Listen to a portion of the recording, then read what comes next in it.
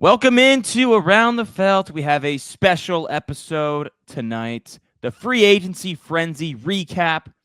Wow, it's been a wild couple days in the NFL world, Reagan. We're still waiting for some dominoes to fall at the time of this recording, including Aaron Rodgers.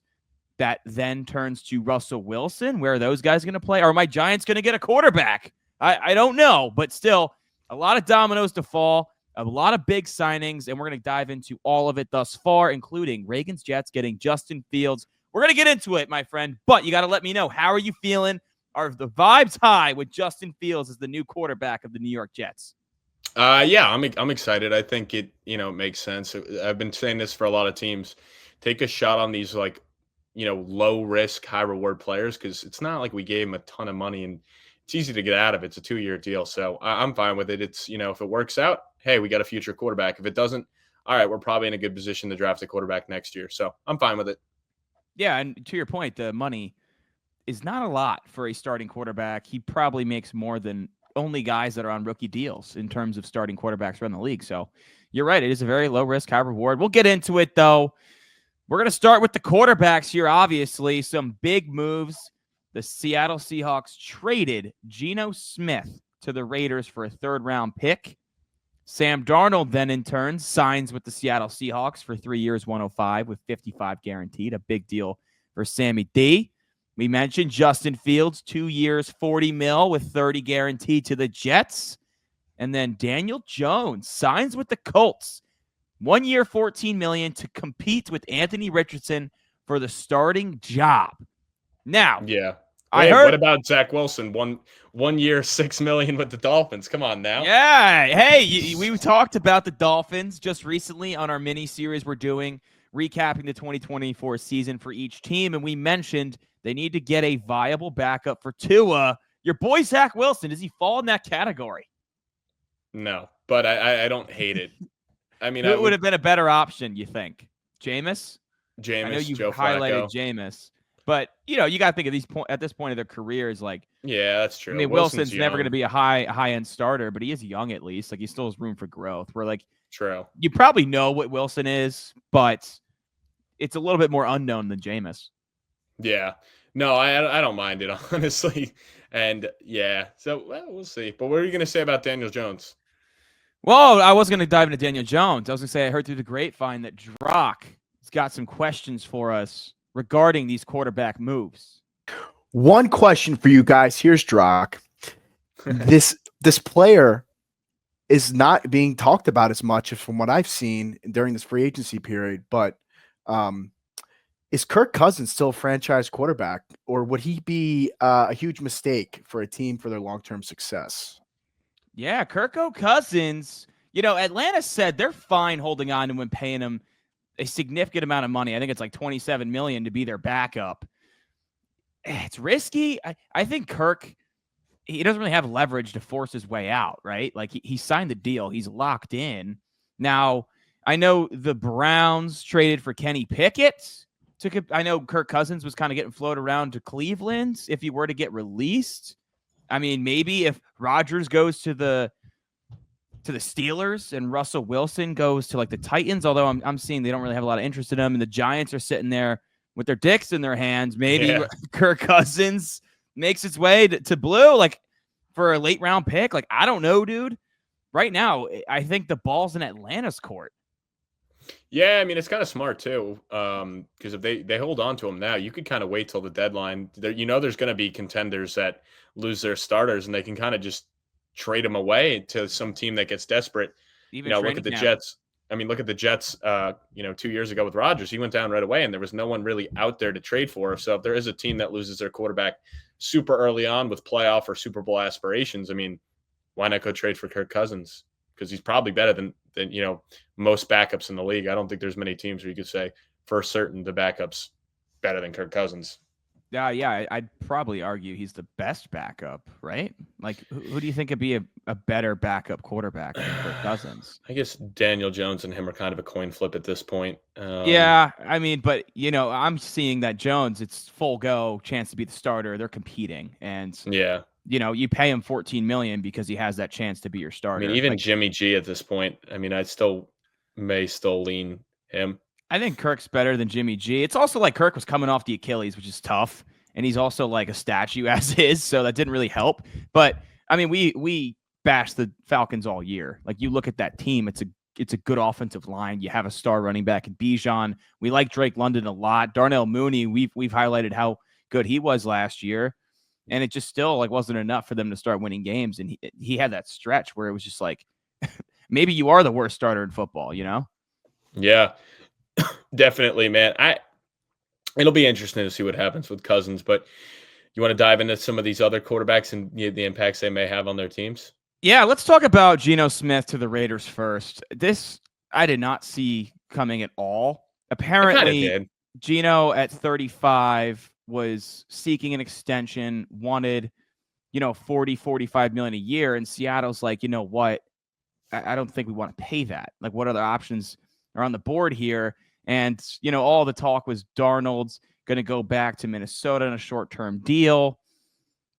But then that opportunity opened up itself in Seattle. And it's like, you know what? You're the surefire starter. You don't have a J.J. McCarthy breathing down your neck, right? Yeah. So I didn't anticipate them necessarily trading Geno. I mean, a third-round pick I think is pretty solid given his age and how much money the Raiders are going to give him. What I'm very curious about, obviously we'll dive into Seattle and Sam Darnold, but from the Raiders' perspective, does this change their plans in the draft? Were they not sold on Shedeur Sanders, even though we've heard for the past couple of months, Brady's relationship with Dion and, Shedeur makes a lot of sense for the Raiders at 6, or could they move up to jump the Giants for him? Maybe they were like, we're not going to give up the capital to move up and get Shedeur because we don't think Shedeur is worth it at, say, 2 overall. Let's retain assets and let's trade for a veteran in Geno Smith when there's really not many great options in the market. And the issue is, too, you sign Pete Carroll, who's the oldest coach in football right now. You give him a 3-year deal. So you can't really expect him, when you give him that short of a deal and, where he's at in age, to want to sit around and just collect, assets and just let players develop and be like, yeah, well, we'll go draft a rookie quarterback. And if he takes a year or two, like, if he takes a year or two to develop, by the time that happens, bless you. I don't know why you didn't just leave the mic on. People deserve to hear you sneeze. No, I don't want to sneeze into the mic. But by the time, all that develops, Pete Carroll may already be out. So it makes sense to me to go get a veteran. I'm not that shocked because, a lot of people are floating around. Could we see a Russell Wilson reunion? And I, predicted last offseason that Seattle would be moving on from Geno Smith after this offseason. Even though they did go 10-6, I don't think he ultimately moves the needle enough to ever get you like past. We've seen him get him into the playoffs, but I don't think he could ever do enough in Seattle to, get them into a Super Bowl. And I don't really know what exactly they're doing over there. I mean, we'll get into them trading DK a little bit later, but it's definitely interesting to go pay Darnold and then, hey, we just released Lockett, who obviously wasn't good anymore, and then trade DK. So it's like, hey, we're going to go bring him in, but, you only got one of the 3 good wide receivers we had last year. So that's interesting, but I don't mind it for the Raiders, honestly. At least it gives us some sense of like, hey, we're going to compete. And especially if you're going to pay Crosby big time money to break the market for whatever it was a day, you got to show that, hey, we are competing. So this at least tells me they're going to do it. I think now in the draft, we could see them go after a running back, and we could maybe see them take Genty there, or maybe a defensive player. I would not be shocked if Genty goes 6 to the Raiders, not even in the slightest. I think they have to go running back with one of their, first or second round pick. Last year, the run game was so bad. So yeah, absolutely. And you need something to complement Geno Smith. We know Pete Carroll wants to run the football. Like, he was behind the times when he was still the head coach in Seattle. They were one of the most run-heavy teams in the league, and that running back room is barren. So I wouldn't be shocked if it's like, all right, let's bring in a vet like Geno. We know Brock's a stud. We like Jacoby Myers a lot. Let's add just a superstar running back in Ashton Genty. Maybe this offense can make some noise. Still, a lot of holes in that team, but they do become much more competitive in 2025. Now let's transition to Seattle here, because you kind of brought up, like, what the hell are they doing? I think this is Mike Macdonald, the new regime. They're building this roster how they see fit. They felt like they've already hit the ceiling with Geno Smith at the helm and being where they are in the draft and the talent that they do have especially on the defensive side of the ball, JSN, they're like, you know what? Let's actually do like a mini rebuild here, get some assets, and start using these draft picks to build this roster how we see fit. You still got JSN, who I really like, but how is he going to look without a star and DK Metcalf alongside him? I'm kind of concerned about Sam Darnold. You look at that situation in Minnesota, 2-star tackles. I mean, the best receiver in football, arguably. Jordan Addison, another really good weapon. TJ Hawkinson, Aaron Jones, Kevin O'Connell, one of the most friendly, offensive-minded coaches in the league. You're playing indoors. Now you're going out to Seattle, where you just lost wide receiver 1. Yeah, you got JSN. I like Kenneth Walker. Charbonnet showed some flashes last year. The offensive line is still a shit show. I'm kind of concerned about Sam Darnold going to 2025. Yeah, I mean, there's definitely reasons to be concerned with the way this team is constructed right now. It's, he was in a great situation, and outside of Minnesota, we've never really seen Sam Darnold succeed in this league in a lot of bad situations, looking at the Jets, looking at the Panthers. Obviously, he was with San Fran for a season. He was with San Fran for a season, got one game. I mean, the nice thing is with the DK Metcalf trade, they have obviously pick 18 in the first round, and they have pick 50 and pick 52. So they do have 3 picks in the top 52. So that's nice. You would hope they can address some big time holes, especially with that wide receiver room. I could definitely see them either drafting one at 18 or maybe even drafting 1 or 2 at 50 and 52 to pair with him. I mean, Luther Burden's an interesting name to me that may fall to them. I mean, hey, if Tet truly does fall, that would be nice as well. So yeah, that'd be great at 18. Or I could see them maybe going Loveland or Tyler Warren if they fall too at 18. But I would think, at 18, they're probably addressing a skilled position player. Obviously not a running back because they have Walker and Charbonnet, but I would think either a wide receiver or tight end at 18.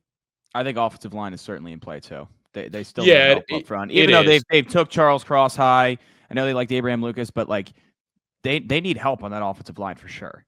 Yeah. But I also think in the second round, they can also address it there as well. So it really depends how the board shakes out. But you're probably right. Yeah, offensive line or a skilled player. Yeah, obviously rooting for Sam Darnold. I'm a big fan of Sam Darnold. Happy he got his bread. 55 guaranteed. That's the big payday that he's been waiting for his entire career. So, hats off to him. But, I would temper expectations going into 2025, given what's around him in this offense and, the different head coach, different play caller, different system, different atmosphere, right? Like one thing though, he did play really well at Seattle at the end of last season. Like they had a come from behind win. He had 3 touchdowns, no picks. So maybe Mike McDonald and crew saw how Sam Darnold lit him up and were like, damn, like this guy's good. And they thought when they had the opportunity to get him, they pounced on it. Yeah. Yeah, I didn't, that definitely didn't have Seattle in my mind of landing spots for him, but it was like Minnesota or maybe Pittsburgh if they did move off Russell Wilson and Justin Fields, but I did not think Seattle was a landing spot until they traded Geno, and then it just kind of opened itself up. But let's move on to Justin Fields here and your New York Jets. You take the floor, my friend. Your thoughts in full. What is your outlook for this season? Are you excited about the move? How do you think this affects the weapons around him? Most importantly, Garrett Wilson. Yeah, I mean, I think it's good for Garrett Wilson. This is his college quarterback that he put up a lot of production at and, was able to get himself drafted in the top 10. So I'm not worried about that. I mean, if anything, he'll probably just ultra target him. Davante Adams isn't there anymore. So I think, it does fit well with, Breece Hall and Braylon Allen will probably be a run first team, and having 2 dynamic running backs like that will give us a nice little approach. I think definitely the offense is going to be different than what Aaron Glenn was a part of in Detroit. Well, I guess it'll be similar. Actually, it'll probably be similar in the sense where it's like, the 2 running backs and stuff, and we want to run the ball, but I don't think they'll be nearly as pass heavy. I do think with Justin Fields, he has a chance to be good. I mean, I would say his ceiling is bringing us to the playoffs and kind of rejuvenating his career. And then the floor is just, hey, it's the Justin Field we saw with the Bears, and, the Justin Field that, was able to game manage for Pittsburgh, but really didn't put up any numbers. And it's like, we're going into next year with another top 10 pick. He wins a few games, but ultimately we see a little bit of Tyrod throughout the season and, maybe even a little Jordan Travis. So for now, I like it because I'd rather them bringing him than, bringing some veteran or something. And at least with the deal, we're not locked into anything. It's easy to get out of. Yeah, I mean, I agree 100%. I think this is a great move for the Jets. He's clearly not polished as a passer, but one thing you can kind of take as a positive from his time with Pittsburgh is he only had one interception in those 6 starts, right? So he was taking care of the ball. He had some good throws. He did thread the needle over the middle of the field a little bit. He did find George Pickens down the sideline. He's always a threat with his legs. So you have that new dynamic to your offense, which is, if nothing else, at least fun to watch, right? It's at least something where you're like, okay, excited to turn the TV on Sunday or go to the game and be like, let's see what Justin could do today. And that electricity actually makes it exciting. And that's something that for me with the Giants is like, you know what? If we get Rodgers, I know it was a shit show with the Jets, but at least it's something to get excited about, right? Like you're going to go to the stadium and I'm not going to go watch Tim Boyle or Tommy DeVito, right? There's a spark to it. I think the Justin Fields brings a big spark to the Jets. I kind of agree with you in the ceiling where it's like playoffs. Obviously the home run is he does end up living up to his draft status. He does fine tune his passing, his pocket awareness, his ability to go through his progressions. You hope, right? And I think the reason that he took this deal over going back to Pittsburgh, one, from what I saw, it was more money. It was an extra $10 million guaranteed. So that's hard to turn down, $10 million. But two, playing with your college teammates. Well, yeah, obviously, like, Wilson that's another one. And Rucker too. Yeah. And we might trade for Olave. That's been, rumored as well. Ooh, that's interesting. But so those points 2. 3, do you think he's a little pissed at Mike Tomlin for benching him for Russell Wilson? And, Wilson won games in the middle of the season, but then when they got to the back half of that schedule, I think they lost 5 in a row to end the season and then lost in the playoffs, right? And it was like, I wouldn't want to go back. I'd be like, they never turned back to Justin Fields. Like, do you think that was a factor? Oh, definitely. I think it was, right? Yeah, because it just shows you how quickly they'll go away from you, even when you're winning. Like, you go back there and you start losing, they'll just, go away from you. And I think even if they did bring him back, they're still bringing in some competition. I don't think they were just going to give him the keys, whether that was Russ or, another veteran or two. So I'm curious to see what they end up doing over there. But I still think, like we talked about the Steelers pod, I definitely think they're drafting Jackson Dart at 22. That's very interesting, honestly. And I mean, honestly, I can see it happening. More and more true the way it's looking. Because we'll get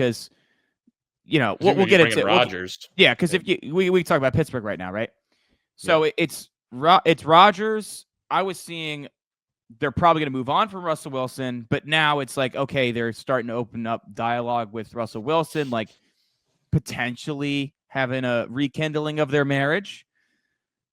But I think that only happens if Rodgers chooses the Giants. Apparently, the money is similar for the Giants and the Steelers, and it's just Rodgers picking which spot he wants to go to. Which you would think would be the Steelers, just because one, you can actually compete and potentially win a Super Bowl. Yes. Or the other, it's like playoffs or you're ceiling. I don't know. If he couldn't do shit with the Jets last year, I can't imagine he's going to do anything for the Giants. That's the thing. I know it's just so weird because a change of scenery can do wild things, but you have to know with the Steelers, it's like, dude, when was the last time Mike Tomlin's had a losing season, right? Like you're going to be on a competitive team that is more ready for the playoffs right now, absolutely, than the Giants are.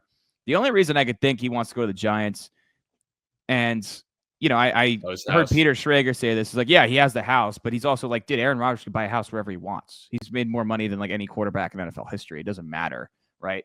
But maybe he does like his community. Maybe he doesn't want to move, and maybe he's like, you know what? Let me just go to the crosstown team and just stick it to the Jets, and let's go to work here. Like maybe there's a little bit of an ego thing in play here, which is why the Giants are kind of still in the thick of things here, because that's all I could think of. Like Pittsburgh just seems to make a lot more sense. I know Malik Neighbors, like I know him and Rodgers were chopping it up at training camp last year when they had their joint practices. And I know Aaron Rodgers said he loves Malik Neighbors' game, but Pittsburgh's got DK Metcalf and George Pickens, right? Like they got some dudes as well. So for me, I if I'm Rodgers, I am going to Pittsburgh, but it's still down to the wire. We still don't know where Rodgers is going to go, which is kind of crazy. I know everyone's getting antsy on Twitter, like, God damn it, this dude just loves drama. He does. He does. And it'll be interesting to see where he goes. Oh, absolutely. All right, let's pivot. to the last domino here. Daniel Jones to the Colts. $14 million, 1 year, a chance to compete for the starting job. It's a full-go competition. He's not Anthony Richardson's backup.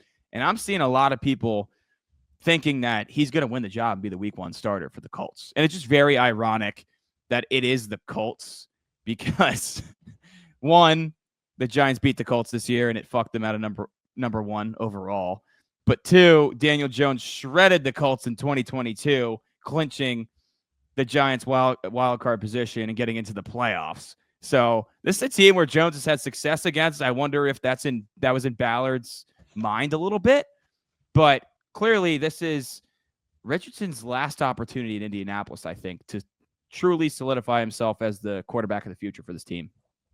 Yeah, I think Richardson will be the day 1 starter. I feel like at the very least. And then when it doesn't go well or he ends up getting injured, because unfortunately he's proven he really deals with injuries and will miss time, he will get benched. Daniel Jones will get the opportunity. I think it'll be a very similar season for the Colts where it's flipping back and forth like we saw with Flacco last year. I don't really think either guy is the answer for the Colts, but I think they're going to end up being, right there again, another season where it's, coming down to the wire, they're in the hunt and they miss the playoffs, which will make it 3 years in a row where, week 17, week 18, they have an opportunity to make the playoffs, kind of control their own destiny and just can't get it done.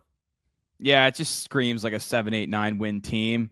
I do like some additions they've made on defense, which we'll get into, but since we're talking about the quarterbacks here, losing Will Fries at guard, got a bag from the Vikings, not ideal. Losing Ryan Kelly at center, it's been there for a long time to the Vikings, not ideal.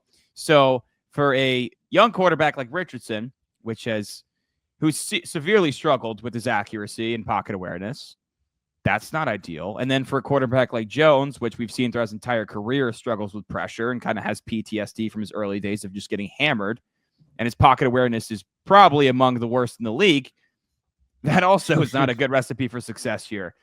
Honestly, I'm staying away from Colts wide receivers at fantasy drafts this year because I don't love either option for this team right now. Richardson's definitely more fun because he's got the legs and he's had some monster games in that regard.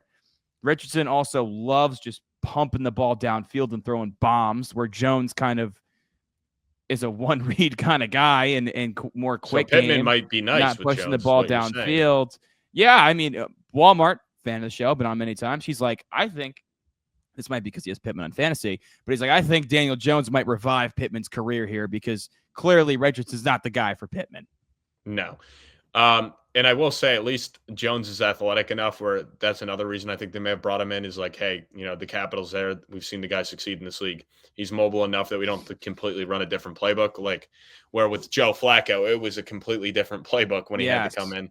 I actually saw that too for, we could touch on the Cleveland getting Kenny Pickett as well, swapping picks with Philadelphia, DTR going to Philadelphia.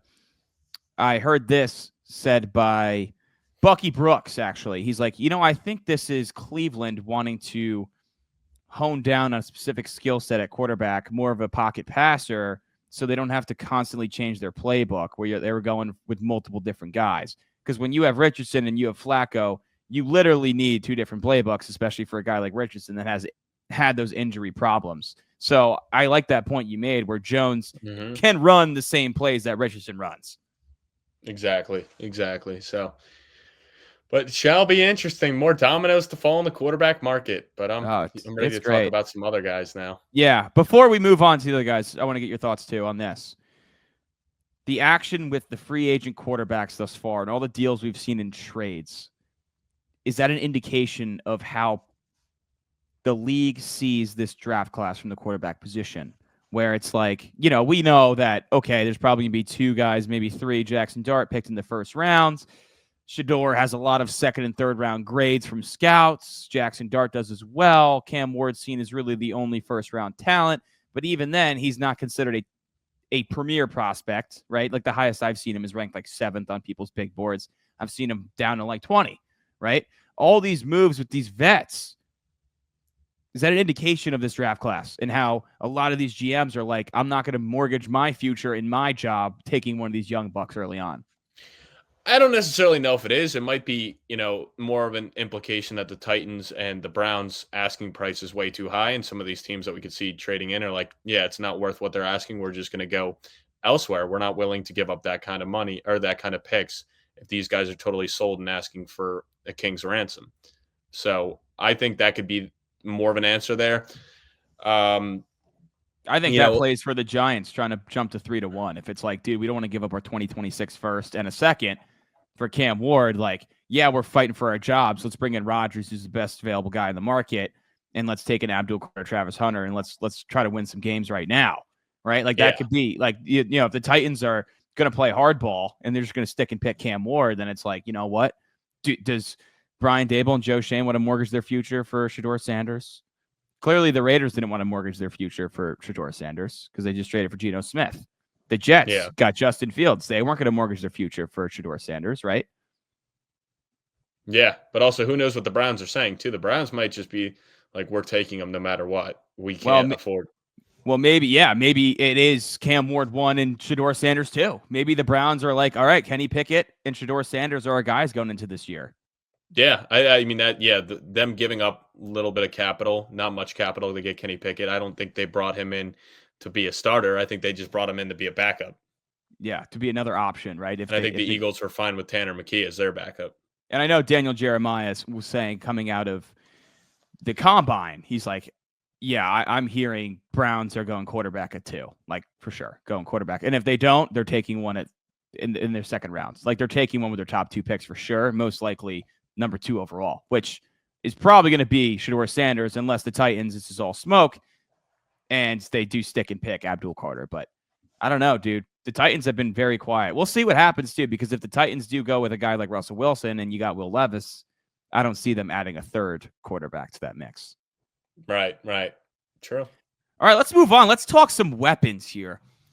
We'll start with the wide receivers. We already touched on it. DK Metcalf traded to the Pittsburgh Steelers. He got a 5-year, $150 million deal. Deebo Samuel traded to the Commies. Davante Adams signs with the Rams, 2 for $46 with $26 guaranteed.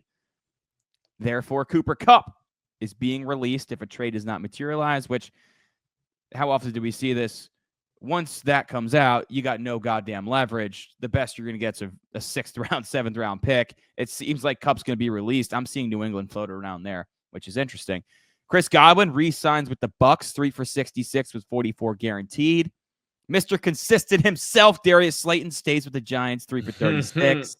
And then today, DeAndre Hopkins signs a 1-year, $6 million deal with the Baltimore Ravens. I think we might have mentioned that when we talked about the Ravens, how that could make sense for him. I think I might have said that, so pat myself in the back. But let's get Drock in here. Do we have any questions for the wide receivers? Can you guys see me? No. My camera's all fucked up, man. I don't know what's happening, but I really want to see your pretty face. But, I know. I would love to see mine too. But for you guys, interesting question. For the Bucs, was re-signing Godwin the best use of their cap space? Oh, that's a great question. I'm going to dive into it, right? Because Jalen McMillan, once Chris Godwin went down, really broke out. And you got to be excited about what he showed you, right? But Chris Godwin, drafted by this team, he's very highly regarded in the locker room, coming off a tough injury. And it's crazy. $66 million, $22 a year with $44 guaranteed off that brutal injury. That's a big commitment from Tampa Bay, a team that doesn't necessarily have a ton of cap room, but clearly they want to keep Godwin and Evans together as long as they can. They want a Super Bowl with this team. They still did make a move signing Hassan Reddick to a 1-year, $12 million deal. So they did add to that defense, which is kind of crazy. He got that kind of money. It is. Who knows what you're going to get from him, but they did bring back Levante David. So, money's a little tight though. They're going to have to maneuver some things here. It's a big deal for Chris Godwin, but you got to admit the dude was balling out last year before he got hurt. He's having a really good season. What was he? He might have been leading the league in yards. He was top 3 for sure, I think. Yeah, he had a crazy hot start before he went down. He was balling out with Baker Mayfield. So, you got Evans back. You got Godwin back. McMillan, you're really excited about as your 3. maybe Sterling Shepard comes back as your 4, and you know what? You're ready to roll. You got a lot of weapons for Baker Mayfield to work with here. Is it the best use of their money? I don't know. Ask the Bengals. They're about to trade Trey Hendrickson to bring back T. Higgins, right? Like, wide receiver's a premium position, and Godwin's a franchise icon who was balling out last year before the injury. So I'm cool with it. I like it. Yeah, I would say it's not the right move. I would think at this point, this team can win a Super Bowl or has, expectations to win a Super Bowl. I mean, Baker's been balling out. I think you saw enough from McMillan last year that unfortunately you let him walk. I think they could have spent that money elsewhere to really move the needle. So, yeah, the offense is going to be sick, but if you can't stop some of those elite offenses like Detroit, Washington, Philadelphia come playoff time, it doesn't matter because you're not going to be able to, like, even with how good that offense is, your defense has so many holes on it. So I would have rather seen them try to address some more guys on the defensive side of the ball. And I don't think Hassan Reddick is moving the needle, even if he does, have somewhat of a rejuvenation off of last year. Okay, so that checks the box of Chris Godwin. Let's go back to the top of the list. The big fish, DK Metcalf to the Steelers. We talked about the Steelers just recently, Reagan. We're like, clearly they need another weapon here. And they get a stud. And they pay. It was coming out when he requested the trade. He wants $30 million a year, and he wants to go to warm weather. Well, he didn't get the warm weather, but he did get the $30 million a year, a 5-year $150. That's a monster commitment to DK Metcalf. But I feel bad for DBs lining up against DK Metcalf and George Pickens. Like, that's an intimidating wide receiver duo. And I think Pickens being slotted at number 2 role is going to be good for him. I think he's going to learn from DK Metcalf, hopefully get him more consistent. I mean, this is a great. I think it's a great deal for Pittsburgh. The only question is who's going to be throwing him the ball, because it doesn't matter if you're going to roll with Mason Rudolph, right? And you get left out here. I'm just cracking up because of those videos that I've been seeing on TikTok of DK and George Pickens just fighting everybody because both guys are just like, it's an intimidating team. DK Metcalf does look like a Steeler, right? He fits the mold of a Pittsburgh Steeler. So it'll definitely be interesting. And I mean, Freiermuth is still there as well. So they definitely got some good weapons there. I mean, maybe even Rome Wilson turns out to be the number 3, or hey, I wouldn't bank on that, dude. I wouldn't bank on that. I mean, you just got to get him a quarterback in there, whether it's Rodgers or, it is a young gun like, Jackson Dart, like I've said, who we saw, have very talented wide receivers in this draft class coming up. So, and for Pittsburgh, yeah, it makes sense. I mean, you go out and get a true number 1. I don't know if, I could sit here and tell you that George Pickens is a true number 1, but at the very least, he's a very talented wide receiver. I still am not fully ruling it out that they don't move on from him either via trade. So I still would not be shocked if they do trade him. Do you think that could come before the draft, or that could be like a draft night kind of trade? Like, I would think he'd probably fetch like a second, I think, right? I would think probably before, or like close to before, but I mean, I guess you could see draft night. I mean, we saw AJ Brown get moved on draft night, so I don't want to say it's, maybe draft night, but I would imagine probably before, and they, get some more capital to recoup the loss of DK. Or I mean, the acquisitions they lost in getting DK. Yep. Let's pivot. Deebo Samuel to the Commanders for a day 3 pick. He's saying it's all love with Shanahan and Lynch. Just wanted a fresh start. Niners, we've seen them lose a ton of dudes in free agency. They released Juszczyk as well. They just released Leonard Floyd. Like, that team is losing a lot of guys that were on the roster when they went to the Super Bowl. Like, their defense, so many holes. Probably Joey Bosa on the way. Hasn't landed yet, but no, I just saw Bosa just signed with the Bills. Are you serious? Yeah, that's serious. That just happened? Yeah. Everyone thought when they released Leonard Floyd today, oh, here comes Joey Bosa. And Bosa just signed with the Bills? Yeah, 1-year deal, $12.6 million with the Bills, which is kind of funny because I would have thought he would have gotten more than Reddick, 1 for 12.6, where Reddick got 1 for 14. I mean, I guess Bosa's been so injury prone, but yeah, no, he just signed, like, at least Schefter tweeted about it like 15 minutes ago. Wow, he chose the Bills over the Niners and the Dolphins. Wow. Yeah. Wow. Well, we'll get into that later. That's nuts. That's nuts. But, the Niners losing a lot of guys. The Commanders here, obviously Adam Peters from San Francisco, their GM, he gets one of his dudes, Deebo. And we when we talked about the Commanders, weapons. They need more help for Jaden Daniels. Terry was a stud, but you didn't really have much else outside of him. Deebo, a very unique type of player where you can line him up in the backfield. He's going to be a great yak player. And I think Walmart mentioned on the pod that we had him on, the Commanders mini video, that they were terrible yards after catch, one of the worst in the league. And you add a yak guy like Deebo that's been at the top of the league since he entered it, right? So I think it's a great fit. I think him and Terry McLaurin will complement each other very well. And you know what? Jaden doesn't have to work as much magic because you can kind of get the ball to Deebo in that quick game and let him do work with the ball in his hands. Yeah, I like it a lot for them. I mean, I think I'd prefer Cooper Kupp, but I still, ultimately you're getting him a weapon. You're addressing a huge point of need. I know Brown left in free agency. We kind of saw him have a nice little playoff run, but I don't think he was your number two, or, you would have been happy coming back and paying him number two money. No. So I don't mind it, with what we've seen from Deebo in the past. If you can kind of get some of that production, use him as a chess piece, that would be nice. I mean, I can't imagine he's any worse than he was last year because he had such a down year for his standards. Yeah, it was tough, dude. It was tough. He was bad. And especially with no Ayuk in the picture, you're like, what's going on here? Why is Jawan Jennings just outshining him? Yeah, and I would think also, like, with Eckler and Brian Robinson, I don't think neither of those guys are Christian McCaffrey. So I would imagine they'll probably use Deebo in the backfield as well and, really use him as the chess piece he can be. Yeah, I'm sure Cliff Kingsbury's very excited for that. Davante Adams to the Rams. 2 for 46, 26 guaranteed. Then Shocking. Get out after this year if they want. Not the first name that popped in my mind for the Rams, but, looking at it, that's a great sign alongside Puka Nacua. It's just very interesting to me that they were so down on Kupp. They saw the decline and they were just like, you know what? We're going to release him. And with that money, we're going to sign Davante Adams. And that just shows how much more highly they think of Adams than Kupp. Yeah, I mean, at this point, Adams definitely still has a lot in the tank. I mean, you saw what he did with the Jets last year. He was disgusting with the Jets. Yeah. So I don't think there was no signs of decline. I mean, he set the record for the most yards in the last 5 minutes of a game last year. So that tells you he had like 150 yards against the Jaguars.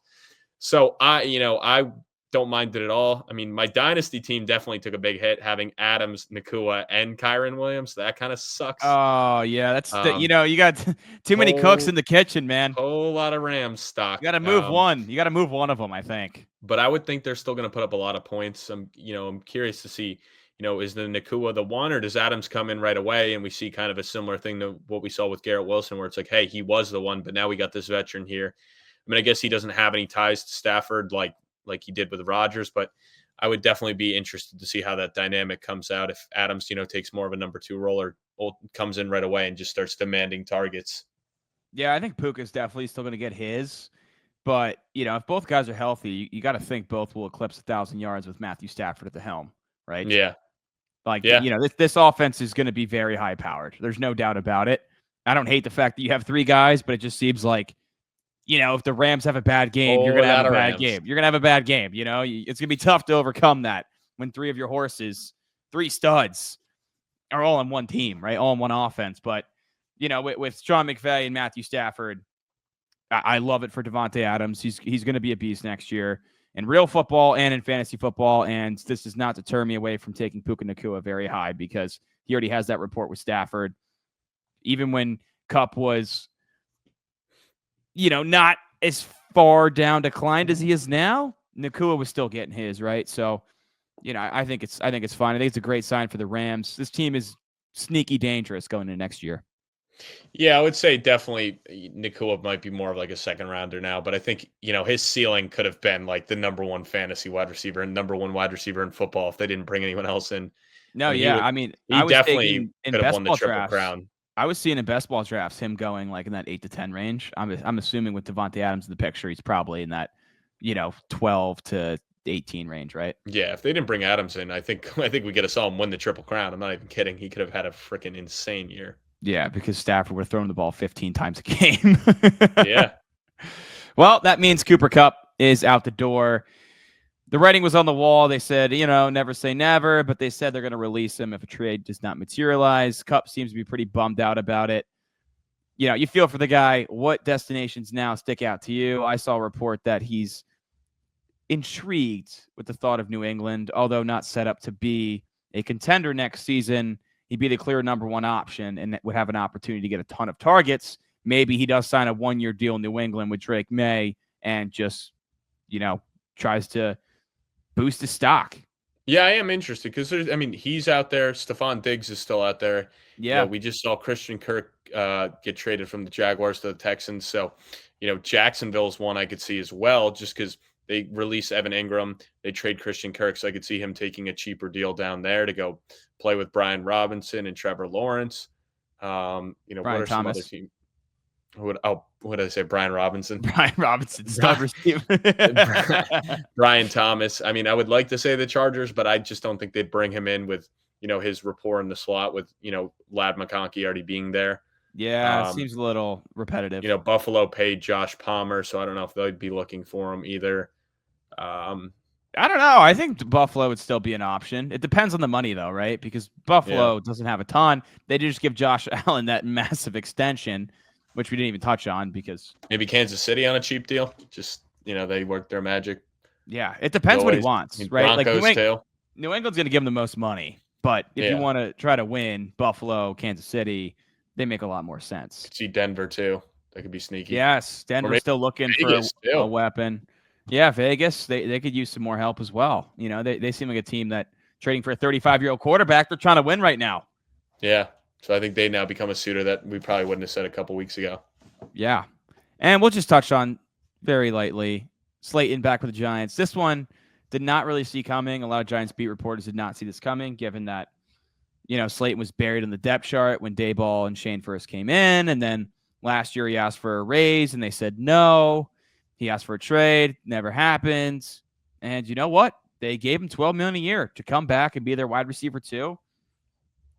Didn't see it coming. I'm fine with it. It seems like an overpay, and a bunch of people are like, "Oh, pay Slayton 36, but not Barkley 36." And it's like, the markets are just different for the players. But when you put it that way, it kind of sucks. But whatever. Different positions.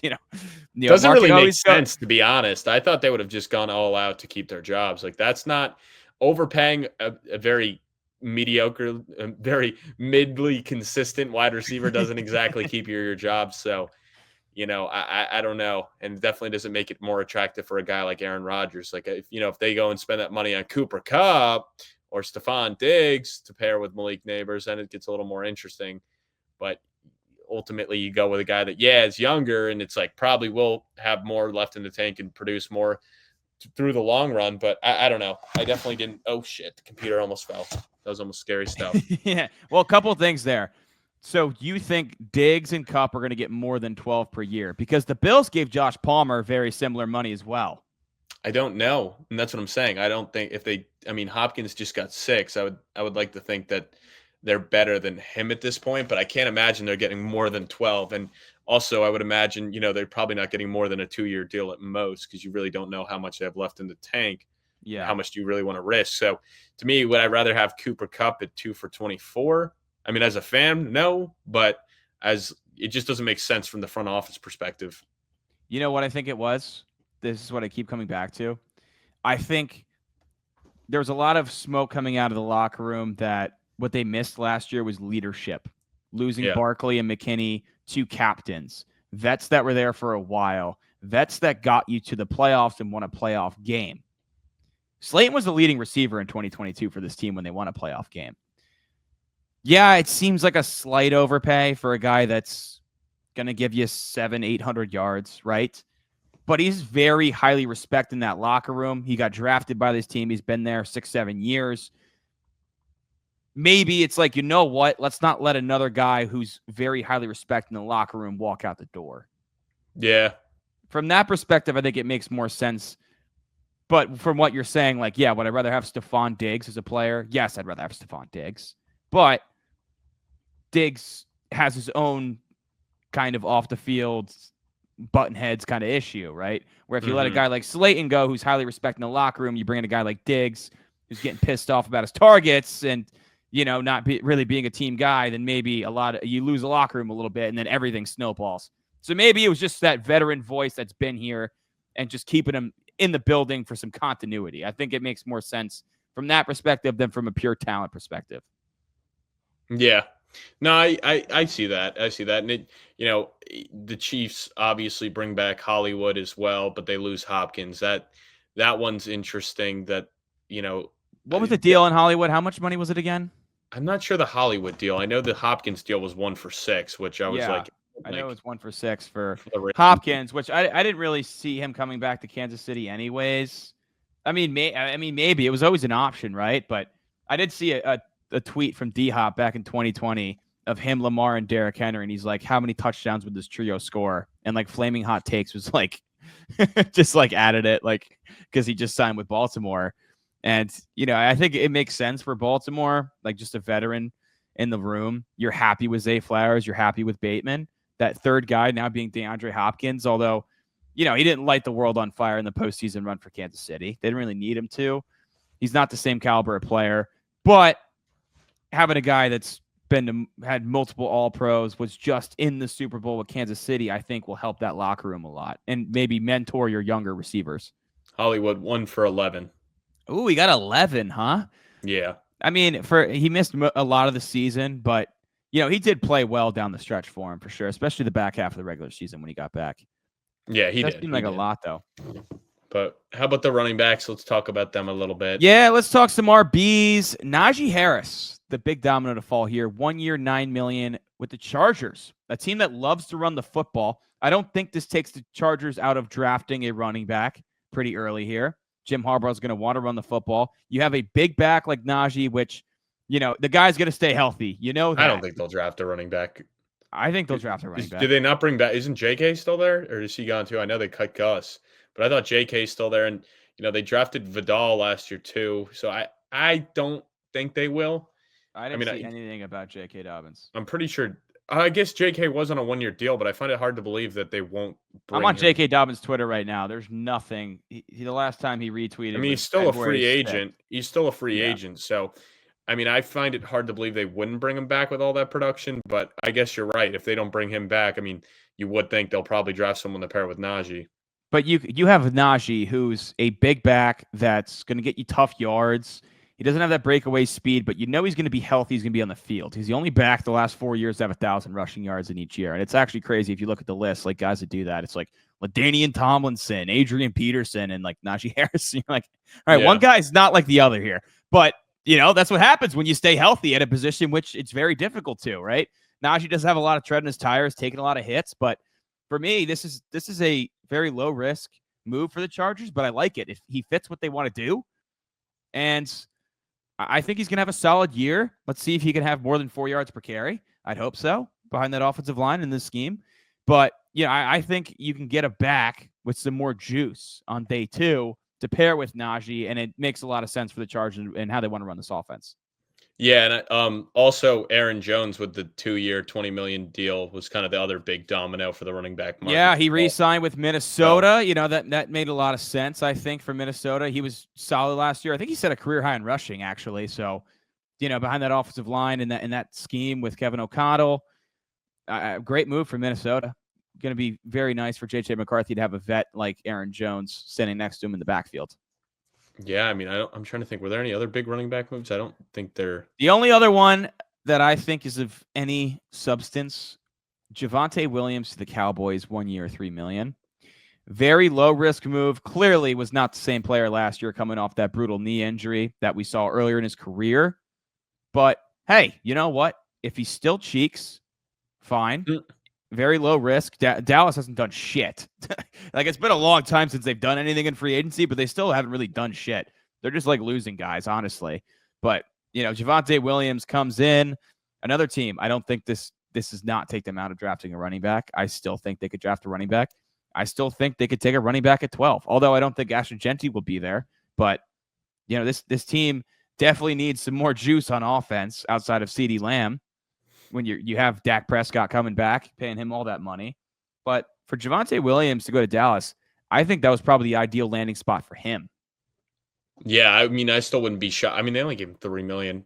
I'm curious to see what Rico will get just because he showed some juice last year, and I know he's a free agent. But, yeah, I mean, right now, he's definitely an interesting name if you're in dynasty leagues to go out and, potentially trade for, if he's on your waivers, which unlikely, but possible just with how bad he's been.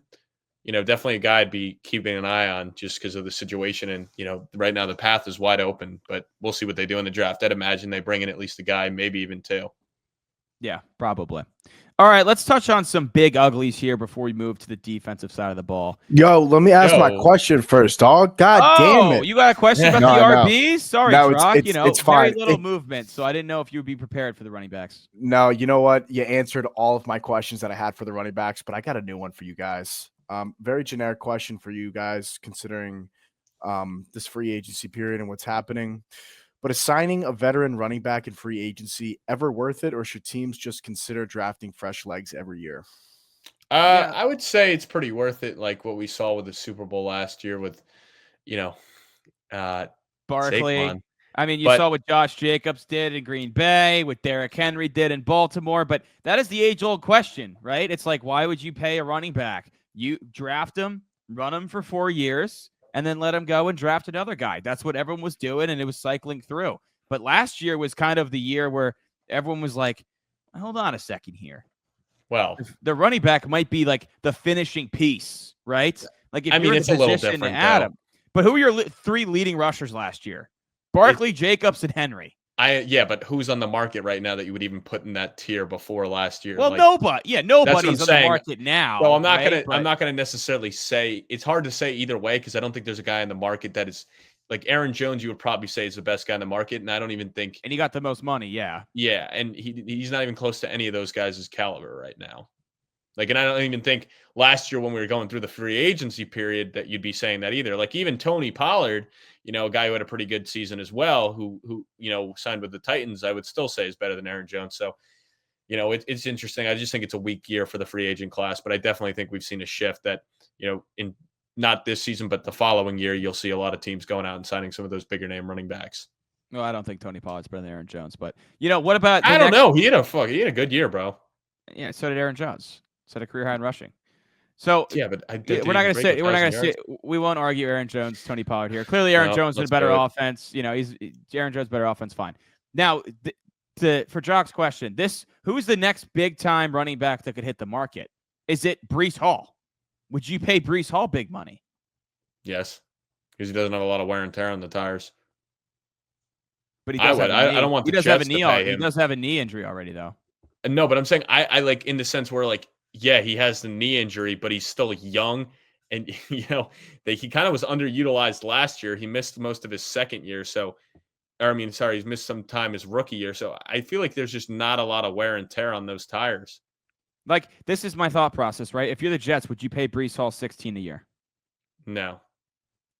What if a team like the Kansas City Chiefs, which struggling in the backfield right now, Pacheco clearly didn't have the juice. Are you sold on him long term? What if they saw what Philadelphia did adding Saquon Barkley, what Baltimore did adding Derrick Henry, even though you got farther than Baltimore, whatever. What if they're like, you know what? We are so good, a finishing piece. They thought the finishing piece was Clyde Edwards-Helaire when they drafted in the first round, right?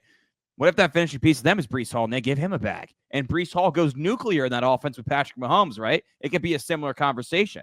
Yeah, he will. I mean, also, I think the difference between Breece Hall and the guys you've listed, those guys, I believe, all played out their fifth-year option where Breece Hall's was drafted in the second round. And, I mean, obviously, Derrick Henry, had multiple contracts with the Titans. Yes. Like he had his rookie year and then another contract where Saquon and Josh Jacobs both played 5 years. They both got tagged, so I believe it was 6 years. 6 years, yeah. So it's a little different. So I think Breece Hall would fetch a bag if the Jets let him walk because, A, there's no fifth year. B, I would imagine maybe the Jets franchise tag him, but if you're getting a running back that's not a lot of wear and tear, you've seen the flashes, and he's only played 4 years, it's a little different. Well, I was just trying to find an example of like who could the next big name running back hit the market, right? A guy that could command top of the market, right? Like who else kind of sticks out to you? Like Breece Hall's the one for me. Like Bijan and Gibbs are still under team control for several more years. Like that was just kind of the one for me with no fifth year option. I guess Kenneth Walker, or did they extend him already? But Kenneth Walker, he's not extended. He was also drafted in second rounds. He was or was not extended.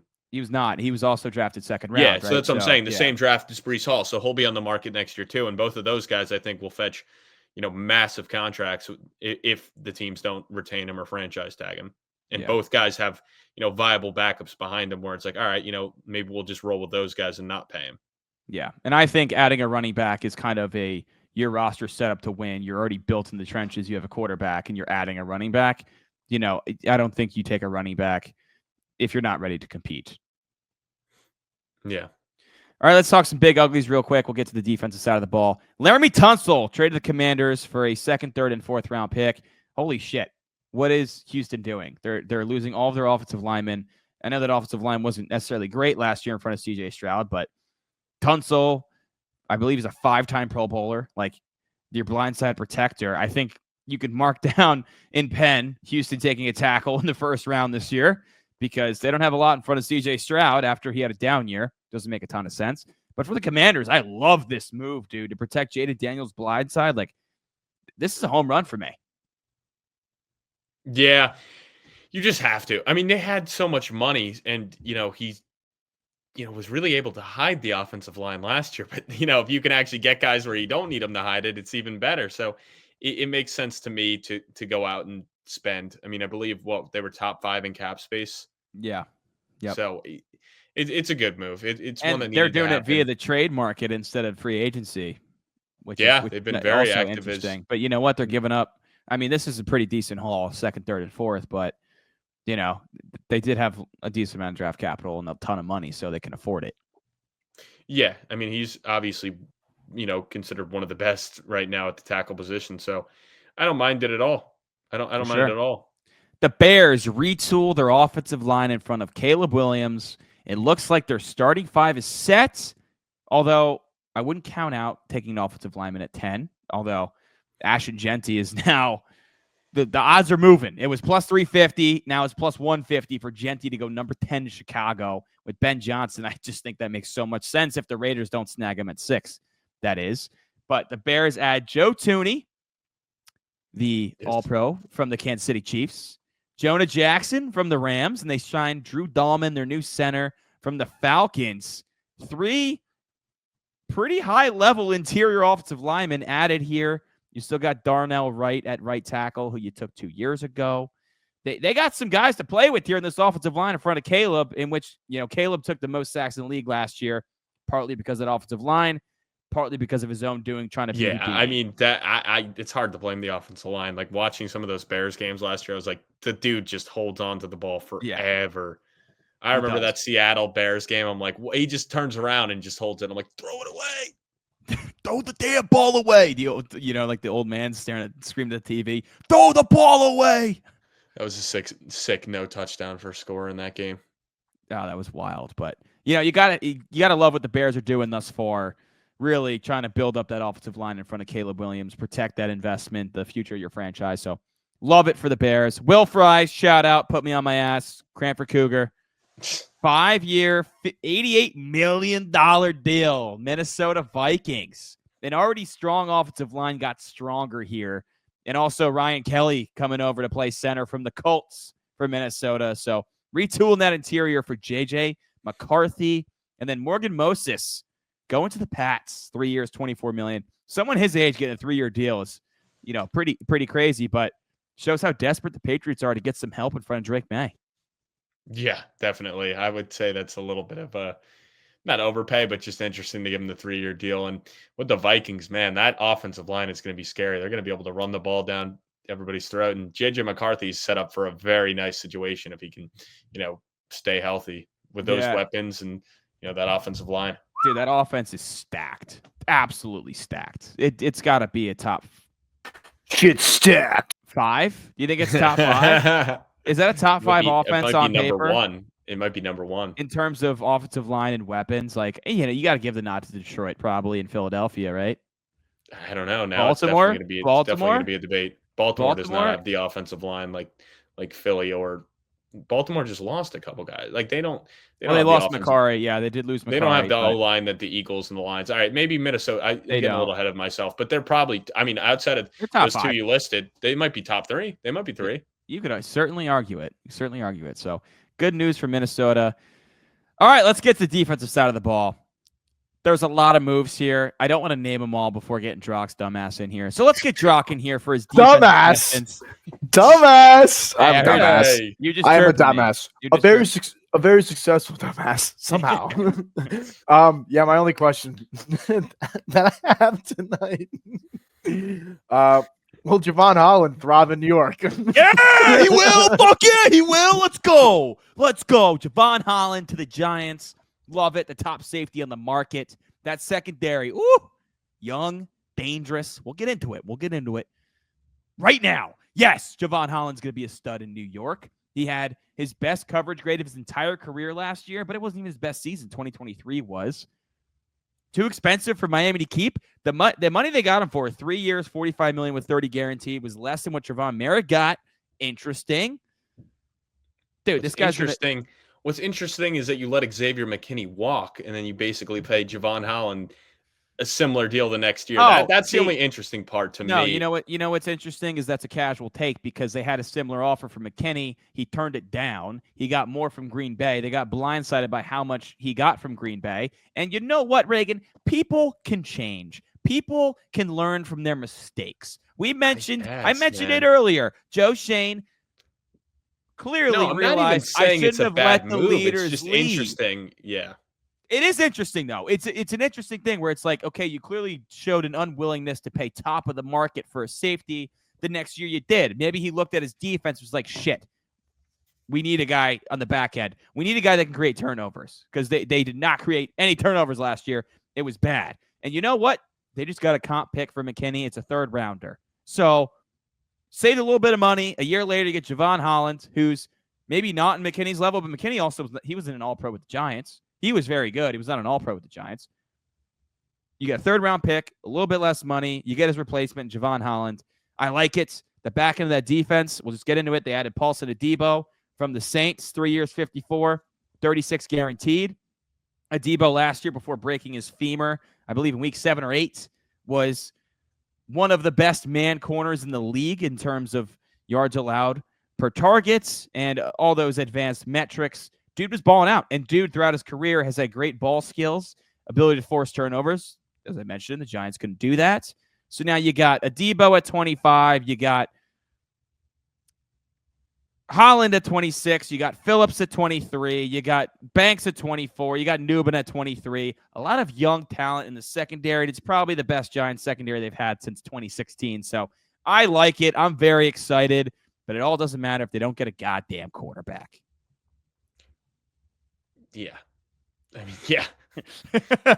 Let's be honest, dude. If they're not going to score points, they don't have a quarterback. It's great. The defense on paper right now looks pretty damn good. And you're excited about the additions they made, the splash signings for a Deebo and Holland in the back end. And I think they're going to do really well in New York. But it doesn't matter if you don't get the quarterback. Yeah.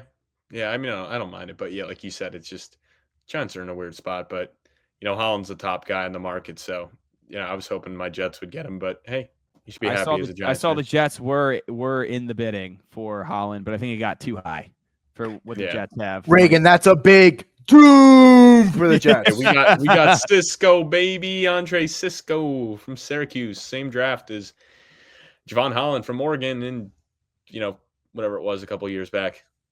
Yeah, there you go. All right, let's get into some of these other big-time signings. The New England Patriots, a lot of splash moves on this defense. Milton Williams, 104, 63, guaranteed from the Philadelphia Eagles.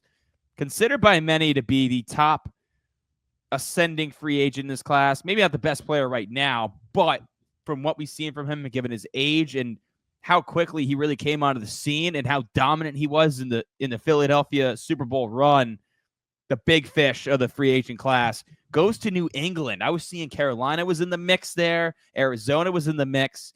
The Patriots paid up with all that cap space to add a premier player to that front. And they also brought in Mike Vrabel's buddy, Harold Landry, 3 years, 42.5 with 26 guaranteed. Patriots clearly need to upgrade in the trenches. They add, mentioned earlier, Morgan Moses, and they add 2 guys along that defensive line. Your thoughts on these signings?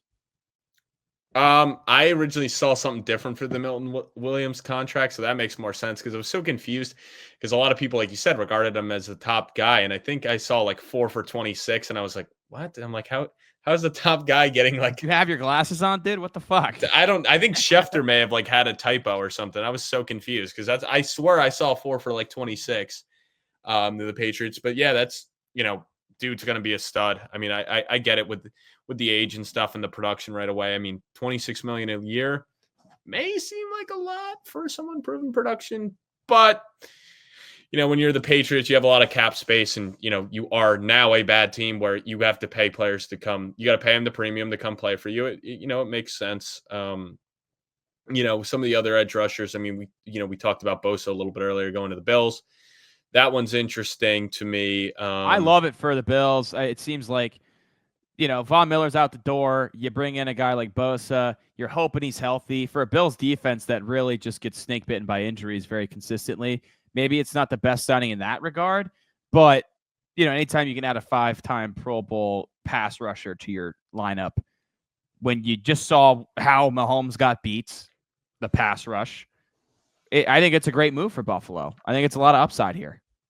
Yeah, and Jonathan Allen going to the Vikings too. That one was nice. Jonathan Allen to Minnesota on the interior. Yeah, dude, I you know what? I saw he got released from the Commanders, and it's like, I forgot they took Johnny Newton. So, they had his replacements. Yeah.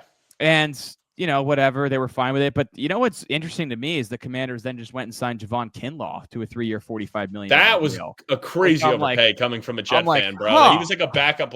He was a backup for us, and you saw he could not stop the run for shit, and he really didn't put up numbers. So that was a crazy, crazy big contract. There were a lot of overpays on the defensive line this offseason. Even Chase Young, got 3 for 51 with the Saints. There were a lot of guys that got. I saw someone tweet it. It's like first dude to make generational wealth just for his aura. I'm like, yeah. I'm like, what? I'm like, he's not really that wrong. Like, when was the last time Chase Young was like actually considered a premier pass rusher? Like, dude, he's been bounced around. You know what I mean? Like, that's a lot of money, but pass rushers are going to get a lot of money. A lot of interesting deals. I guess we'll touch on Josh Sweats, another member of that Philadelphia Eagles defense, leaving.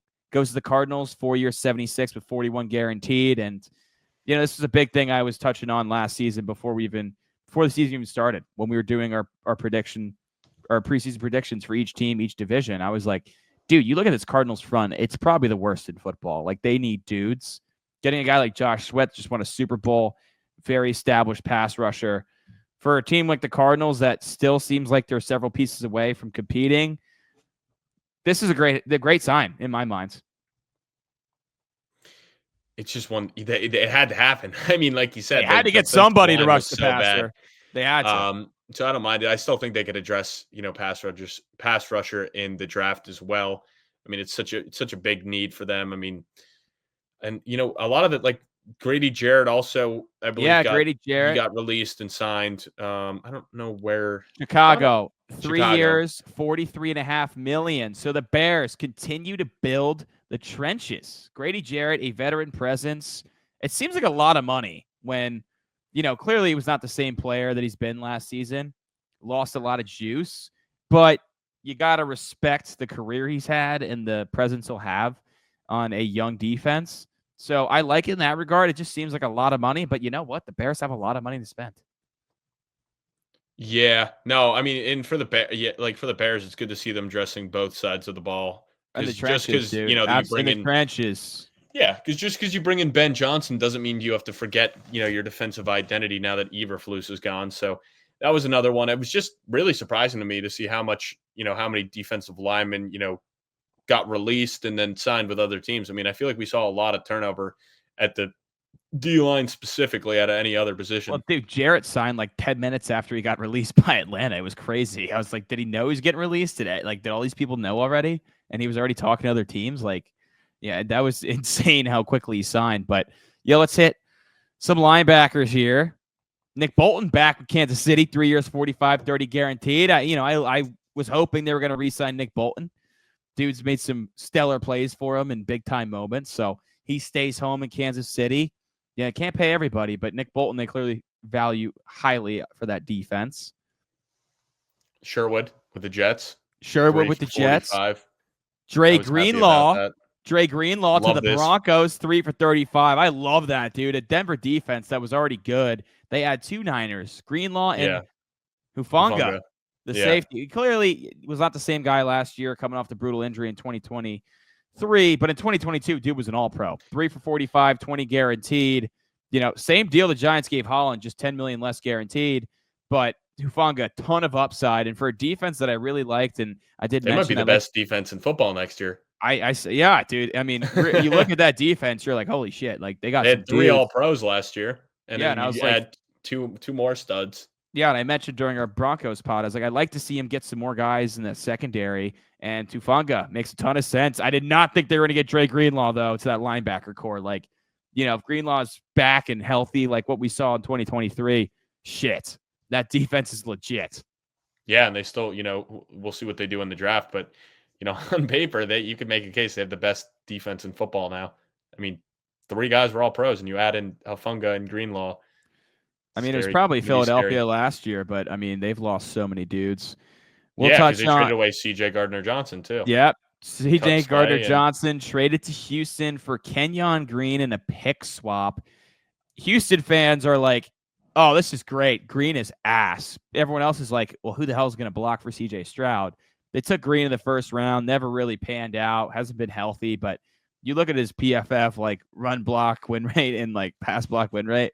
Dude, it's bad. It's like in the 30s and 40s. If there's any team that can fix him, it is Philadelphia. Now, does that mean with Becton? Does that mean Becton's out the door though? Right? You just brought in a guard. You traded Gardner-Johnson for a guard. Like, I don't know. Think so. I mean, they got so many guys that are like, how many more years left? You could look at, Mailata, Lane Johnson. I mean, eventually you got to think they don't have much more to prove.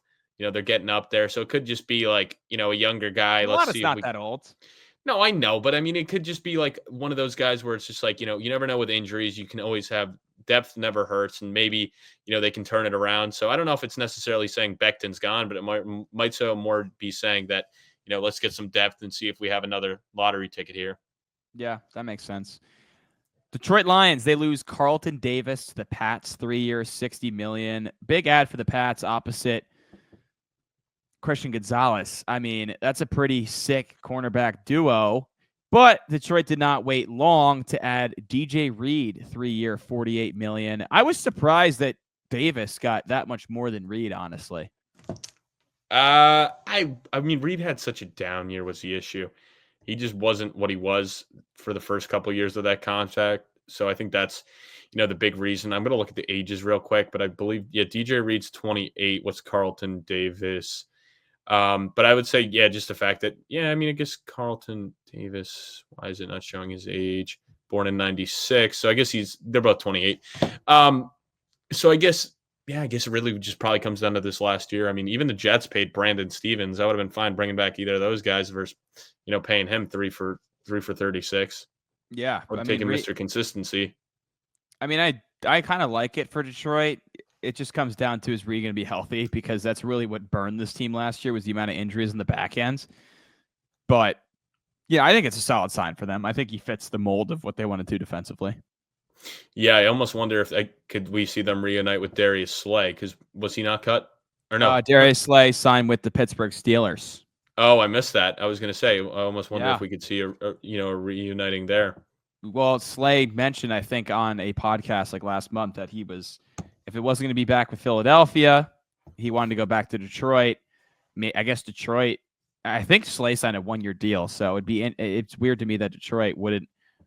If they wanted him back, they could have gotten him back, right? So maybe they just weren't interested and wanted to shop at the higher end of the market. They want to get an aging player, but he goes to Pittsburgh, and on our Steelers pod, we did touch on how that defense needs to improve on the back end opposite Joey Porter, and you got Mika Fitzpatrick, but they did need some more guys at corner. So adding a vet like Slay, I think, makes sense. And he still showed you last year he's got some left in the tank. Yeah, and Ward got the bag too with the Colts, 3 for 60. I like what the Colts are doing in the back end. 360 with 35 guaranteed for Charvarius Ward and 4 for 60 for Cam Bynum, the safety from Minnesota. So the Colts, a team that was one of the worst pass defense in football last year, bottom 3 or 4. pouncing early. They're losing some offensive linemen, but they're adding to the back end of that defense, which was so highly needed. Oh, definitely. So, I mean, I guess they kind of looked at it like, hey, we might lose some of our talent on the offensive line, but we'll take that money and go spend it on the back half of our defense. That makes sense. And I saw That's Justin. all. Well, no, I What was going do to you say got? Justin Reed to the Saints as well. Oh, and I saw Tyrann Mathieu reworked his deal. So, you look at that for a Saints team that Old we don't teammates have. there too. Yeah, we don't have high expectations for him next season, but a Justin Reed, Tyrann Mathieu safety duo is pretty fun.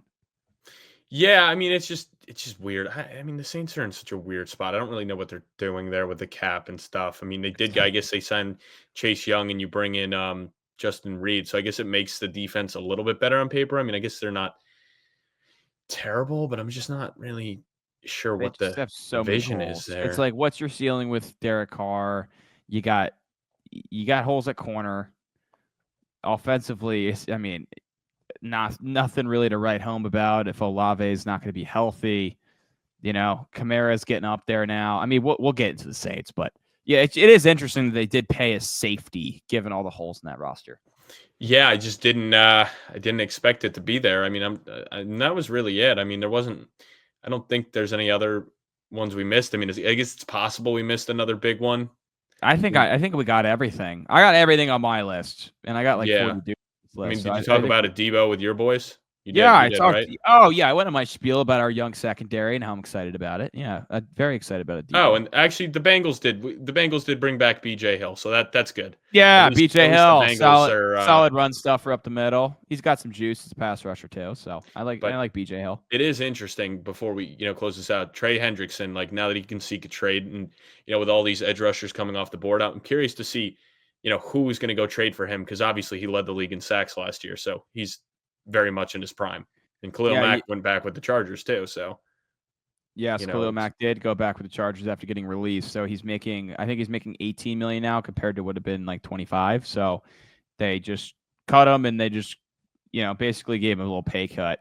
But yeah. And also I have a bold take about Trey Hendrickson. I don't think he's leaving. No, interesting. I don't think he's leaving. I think he's going out talking to other teams, his agent, and they're going to figure out how much money teams would pay him, and I think they're going to go back to Cincinnati and they're going to hammer out a deal. Yeah, because I don't think he's going to. He's not going to get Myles Garrett money. He's not getting 40. He's not getting 40, but it's like you would expect at least Max Crosby money. I mean, Crosby, I don't think has ever had that many sacks in a season before. It's not like he has any deep boys, so you'd expect at least more than Crosby, right? I mean, if I'm Trey Hendrickson, I'm not taking a penny less than Max Crosby. I mean, Myles Garrett has the production, he has the hardware. He's done it for so many years, but I mean, you get what I'm saying though? Like, it's not like Crosby has the hardware or the production to not pay him. I think like right around 35 million, which is what Crosby got per year. I think that's the spot, right? I think that's a sweet spot to get a deal done with Hendrickson. Because even the Bills extended Russo too. So, they're, that, and they gave him 20 million a year. So it's, you would think Trey Hendrickson being the guy, like it's gotta be 35 million. The floor is 30. I don't think he's taking anything less than 30. And I think if he's taking 30 a year, it has to be very high guarantees. Yeah. So it'll be interesting, but I'm sure we'll have a lot more to dive into in the future, but because a lot of dominoes have not been knocked over yet, including Aaron Rodgers. Come on, stay in New York, stay in New Jersey, come over to the Giants. But thank you for tuning in, everybody. Hit our comments. Hit our comments. Let us know what your team did. Do you like it? Do you not like it? Where do you think the big dominoes are going to fall that are remaining on the board? We'd love to hear your thoughts. Reagan, any last words? Yeah, I can't wait to clip that, when he does go to New York and you guys end up going you guys end up getting like the 5th pick next year and can't, good enough that you're not in a spot to draft a quarterback, but bad enough that you miss the playoffs and you clean house and you're like, I don't know what quarterback we're drafting here. And you're like, looking back, why the fuck did we bring in Aaron Rodgers? All he did was win a couple games and just keep us slightly above being the worst team in the league. Well, that would suck because I'm hoping it's either playoffs or we do suck and we clean the house and Rodgers is gone and Dable's gone and Shane's gone. But, a lot of time to dive into that if they do end up getting Aaron Rodgers. But thank you for tuning in. We'll catch you later on in the week. Thank you.